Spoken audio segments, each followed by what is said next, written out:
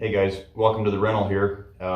Yes, you can buy the sweatshirt. No, you can't buy the plaid sleep pants here through me anyway on the website. But yes, you can probably pick them up at your local box store. I think these are Walmart, to be honest with you. So all joking aside, reason that we're in the house here tonight doing this video in the kind of the comfies, if you will, is because I was out today taking advantage of over inch of rain that we've got here in central Kentucky, and moved a stand because of some preparation on what we're going to speak of tonight, and just was soaked to the bone. So came in and threw some warm clothes on and decided to do this video here tonight for you.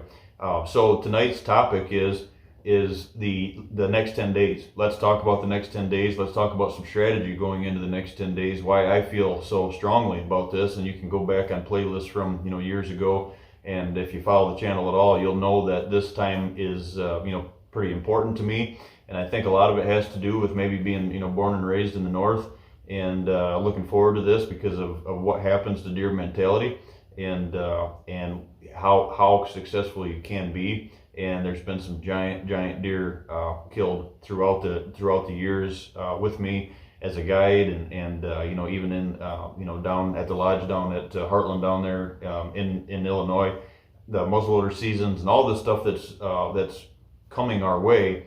Very powerful time of the year. Very high success rates can be had if you handle this correctly. So the next 10 days we're going to talk strategy, and we're going to talk about three do's and three don'ts during the post rut. So the number one do that we're going to talk about tonight is do leave some time to hunt. I find that a lot of folks going into this time of the year have already burned up all their vacation. Our mentality is October 1st. If you're from Michigan, November 15th. Those are two dates that jump out to folks, and let's burn all of our vacation around those two dates, and then that ever so popular rut word that we all love, right? Those three terms, I guess, if you want to throw them all into one hat, not waste, but burn up a lot of valuable time, because let's use examples. You take 7 or 10 days off, and the next thing you know, the weather, solid 7 or 10 days straight, and then you have bad weather, and we all know that we're focused around hunting the weather, for mature bucks, no matter where you're at in the whitetail range, and it's bad weather, and old Mother Nature works against you, and next thing you know, all your vacation's burnt. So maybe take 2 days on 2 or 3 day weekend, or 2 or 3 days early season. Maybe take 2 or 3 days around that November 15th. If you're like to spend some time with the family in the gun camps or deer camps, and then maybe leave 2 or 3 days going into the post rut. So number one do is make sure that you do leave some time to hunt. Do leave some time to get in the woods, stay in the woods. So the second do that we're going to talk about tonight is, it seems pretty obvious, right? But the second do is stay positive. This time of the year is so important. This time period, the next 10 days has so much power coming. I always, and I'm with you. I have to remind myself each and every year, I'm not the guy that has burnt out by now. But there's some frustrations that come. There's the deer that are lost. There's some deer that the neighbors harvested that you were looking at. I've got that this year. Luckily nothing, giant, but some good deer in the area that were harvested. So kudos to some neighboring farms. I've got some habitat yet. I've got some issues to correct here on the farm. And this is what I do for a living. I didn't get it all done. So, there's only so much that you can do. But one thing you can do, our side of it, one thing you can do is you can stay positive going into these next 10 days. You have to be able to take advantage of these next 10 days. The deer are not the same critter that we hunted early season. They're not the same critter that we hunted during the rut. They're probably more huntable right now in a lot of the whitetail range than they have been the entire year. So the third do is be mobile. Do continue to have strategy on stand placement and focusing the attention in the right spots at the right time. So we are transitioning. I highly recommend focusing your stand locations less AM hunts, more PM hunts. So we should, already know the difference between AM and PM sits. We should already have these. If it's private land that you're tuning in on, you should, listening in for or on, you should already have those AM and PM stands set. Maybe you moved them, maybe you tweaked them a little bit during the year, but they're still AM and PM sits. 50 to 75% of the hunting public out there doesn't know the difference between AM and PM sits, and they continue to hunt AM and PM in one stand location, and we get burnout tree stands by then, or box blinds, or whatever the case is. So knowing the difference between the two of them, being mobile early season is key. And right now, having that, keeping that mobility going into this time of the year, but you have to transfer from the bedding area hunting that we were just doing during the rut and focused in on. We're pulling ourselves back away from the morning hunts now, unless your camera's showing something that's real, real susceptible. Pull back out of that situation in the morning and go after them more in the evening. You'll find higher success there. Where do you need to be? I find that in tight to those food sources, the food plots, not on the food plots like we talked about. If there's ever a more important time of the year to not blow a food plot out, it's now. And the reason for that is it's a from where I'm at here in Kentucky south, not so much, but from here north, including the Midwest, the upper Midwest, the north, the northeast, it's survival. It's regain livelihood time, and those deer have to regain that 20 to 30% of a mature buck's body weight. They're trying to regain it. The does are trying to regain strength. Everybody, from pressure, from maybe a lack of food in general, all of that stuff ties into it, and they want food. And the colder temperatures are coming. The mornings, like this week here, we've got some 19-degree stuff. I know some of the country is experiencing single-digit stuff this week, and it's time, because if they don't, they're not going to survive through the winter. We went through the list of do's, and the biggest don't here that we need to drive home is don't blow out those food sources. So like I talked about, is hunting evening transitioning into evening hunts and focusing on food. A lot of people initially take that as, okay, I need to go and I need to sit over a food plot. That's not the case. That food plot, remember, whenever you're focusing in on food plot hunting strategies, remember the food plot is just as has to be a sanctuary, right? We've always talked about that. Your bedding area is a sanctuary. Your food plot's a bedding area. If folks put as much emphasis on a food plot being a sanctuary as they did as a bedding area, both worlds would conjoin, and boy, you'd see success a lot more than we do around the country. So make sure that is not blown out. I can get into it without blowing deer, and at dark, after dark, because I'm closer and the stand's quiet, that I can get down and get out, and I can be gone, because that stand is a stand that I want to hunt multiple times over a couple week window. And if you blow it out the first time, you might as well take the stand down with you and leave that spot.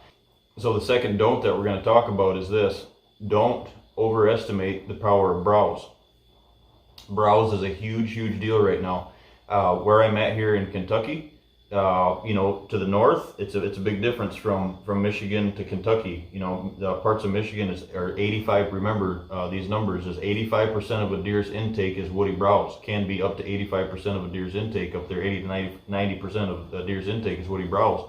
You get from there, you start creeping down here, and it just lowers, as you come south, so it's not as important. But here in central Kentucky, it's a huge overlooked thing in the south, in the southern tiers. This is not the southern tier, but this central part of the country from here south, it's a huge overlook, Illinois included. I wish I'd had the knowledge that I have now about browse going back to the days of living in Illinois. Things would have been way better as far as the hunting turnout than they were, because we didn't take browse into consideration. So browse here, I would say here in central Kentucky, is about 70% of a deer's intake is woody browse. So like I've always told all my clients, and I'll tell you here tonight, is you can have 30-inch brassicas in your food plots, and if you do not have browse in your bedding areas or in your transitions, it's all for none. You don't have, if your food plots are only as good as the browse that backs them. Remember that. That's something that I've got wrote in my handbook that my clients get to see every time they open that up. Your food plots are only as good as the browse that backs them. Your bedding areas are only as good as the browse that backs them. So you have to have that regeneration in there. If you can see that you need to move into an area that you're a little bit closer to food and you're in a wide open timber area, look for that edge. Look for the edge that is from conifer to hardwood, from briar to hardwood, from shelf bench to hardwood, something that sun is penetrating in and creating some browse. The best spot in the world, such as the stand that I hung today, the bedding area is connected to the food source through this funnel that I hung in. It's connected and it's all browse. There is no gap. There is just, if there is any at all, it's within yards of where it is on the end of the plot, going out into the plot before they're out into the green. Now next year, it's not going to, I cut the tree down and it's obviously going to be brush right then and there or browse right then and there, but those trees are going to get opened up there is because I want that fully connected. I don't want a gap in that transition between bedding and feeding. So no matter what part of the year, I can continue to slide up towards feed and still have browse in front of the tree stand, or I can slide back towards the bedding and still have browse. It's a world of browse. It's a game of browse, right? Browse is a huge tool. Even in the south, the southernmost tier of the whitetail range, I can honestly tell you that it's still probably 50%. I'm not sure if it ever goes south of 50% of a deer's intake is woody browse. So make sure you're looking for those spots going into the post rut. And the third thing, guys, that I can emphasize this time of the year is don't forget your scent control.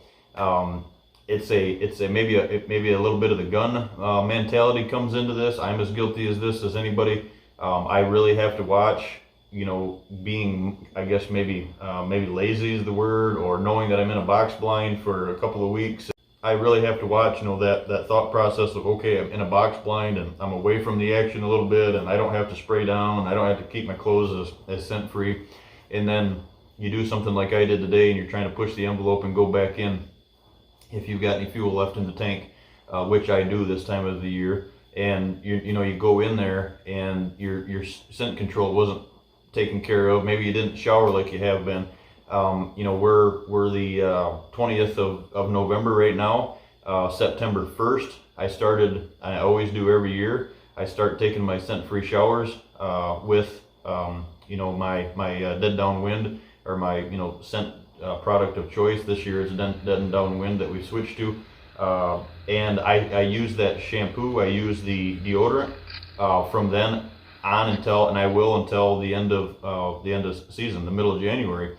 Folks say, well, I can wash my hair with regular, and then I just use it before, regular shampoo and soap and whatever the case is, and then, I got to go on a date one night, so I want to spray some cologne on, and I don't do that. So that's something that I, put into my regimen, and yes, my skin's a little bit dry, and I'm kind of looking forward to that Irish spring smell, I guess you could say, come December, or January, but put that off for the holidays, if you will.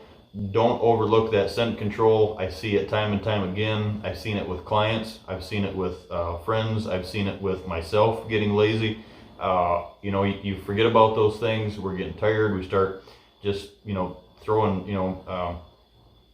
swinging for the fences, I guess you could say, and we forget about scent control, and they're not forgetting about scent control. You are hunting a high pressured animal right now, no matter where you're at in the country. There's very few places, Iowa, Kansas included, this time of the year, after the gun season, where these deer aren't scattered all over, and the wrong wind, the wrong scent, it's game over. And then it all ties back into this, not keeping your food plots unpressured, right? You start blowing stuff out.